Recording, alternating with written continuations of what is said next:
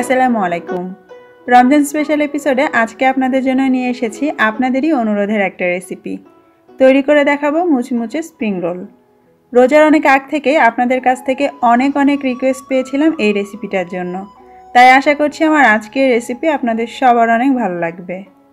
Spring roll তৈরি করার জন্য আমাদের স্পেশাল যে পেস্ট্রি শিট তার 2 ধরনের রেসিপি আমার চ্যানেলে দেয়া আছে। ডেসক্রিপশন বক্সে লিঙ্কগুলো দেয়া থাকবে।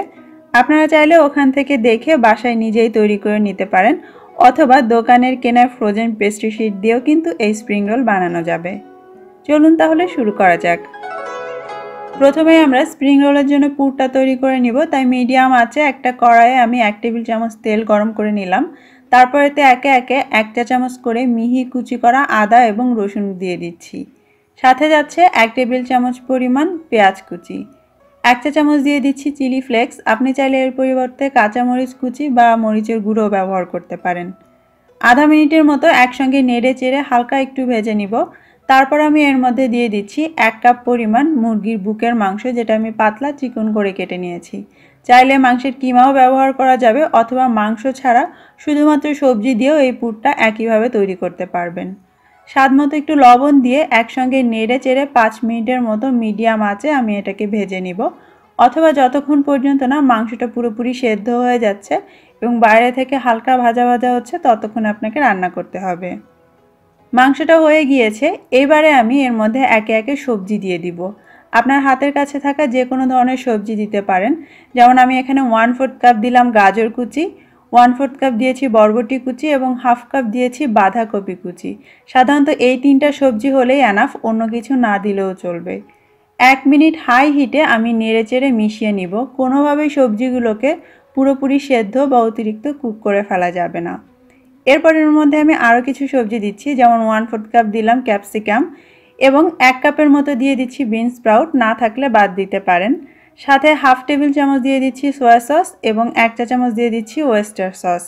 সয়া সস ওয়েস্টার সস না থাকলে আপনি এটা স্কিপ করতে পারেন। টেস্টিং সল্ট দিচ্ছি 1/4 চা চামচ, টেস্টটা অনেক বাড়বে এতে। তারপর আবারও সব কিছু হাই হিটে 1 মিনিটের জন্য নেড়েচেড়ে মিশিয়ে নিব। সবজিগুলোর মধ্যে কিন্তু একটা কাঁচা কাঁচা ভাব থাকতে হবে, পুরোপুরি এটাকে সেদ্ধ বা রান্না করে ফেলা যাবে না। 1 মিনিট পরে আপনি চাইলে এই পুরটাকে নামিয়ে ফেলতে পারেন, তবে আপনি যদি আসল স্প্রিং রোলের টেস্ট পেতে চান তাহলে এই পদ্ধতিটা ফলো করুন। 2 টেবিল চামচ পানিতে 1 টেবিল চামচ কর্নফ্লাওয়ার মিলিয়ে এইভাবে ভালো করে মিশিয়ে নিতে হবে। তারপরে এই পুরের মধ্যে দিয়ে হাই হিটেই ভালো করে নেড়ে চেড়ে এটাকে মিশিয়ে নিতে হবে। 1 মিনিটের মধ্যেই দেখবেন পানিটা উধাও হয়ে যাচ্ছে আর আপনার এই পুরটা বেশ আঠালো হয়ে যাচ্ছে। আর এভাবে যদি আপনি পুর তৈরি করেন তাহলে দেখবেন পারফেক্ট স্প্রিং রোলের টেস্ট পাবেন। আর চাইলে কর্নফ্লাওয়ারের পরিবর্তে ময়দাও ব্যবহার করা যাবে। আজকের স্প্রিং রোল তৈরি করার জন্য আমি ফ্রোজেন পেস্ট্রি শিট ব্যবহার করছি। এটা ব্যবহারের নিয়ম হচ্ছে 1 ঘন্টা আগে ফ্রিজ থেকে বের করে রাখতে হবে।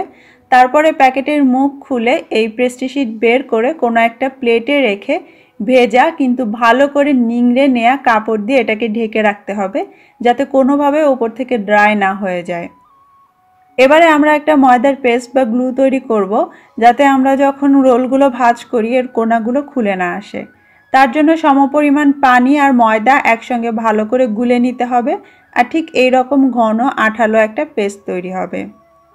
আজকে আমি আপনাদেরকে স্প্রিং রোল ভাঁজ করার 2টা পদ্ধতি দেখাবো।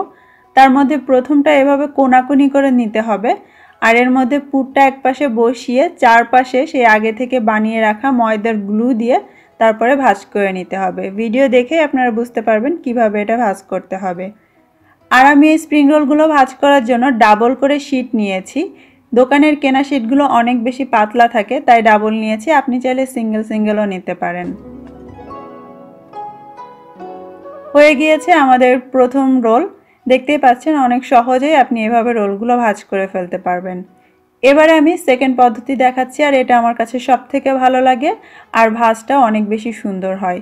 এজন্য আপনি সোজাসুজিভাবেই নিতে পারেন শিটটা। আর এবারেও আমি 2টা করে শিট নিয়েছি, চারপাশে গ্লুটা লাগিয়ে তারপরে এভাবে ভাঁজ করে নিচ্ছি। আপনি যদি বাসায় স্প্রিং রোলের শিটটা তৈরি করেন তাহলে এভাবে 4 কোনা করে কেটে নেবেন, তাহলে আপনার স্প্রিং রোলগুলো দেখতে অনেক সুন্দর হবে।